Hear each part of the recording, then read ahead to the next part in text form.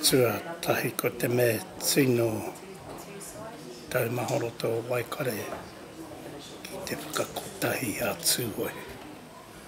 Ina te me tino taumaha ki a Matau. Oi anō,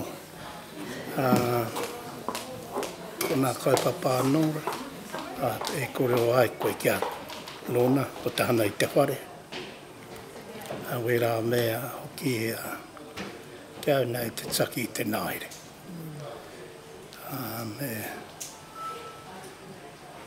I kuro atai nā mea te kāina, ko rātau nā kāro ko te nāhere ki te mea nunu.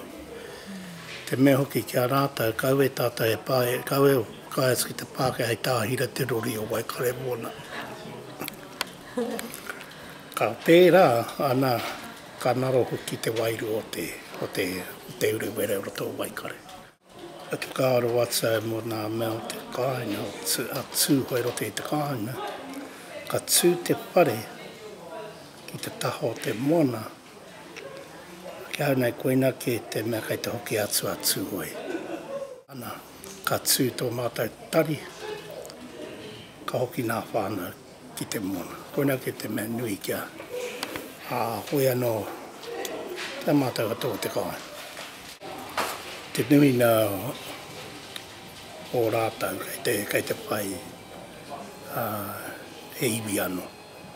Te eti o Matau kei te nongi te taho Tūhoe. Oi anō, kāre katsi a te kuaha. Kāre katsi te kuaha ko ki rāwaho, ka he ki rātau te kuhu ki rō ki nā hui, kei te pai tērā.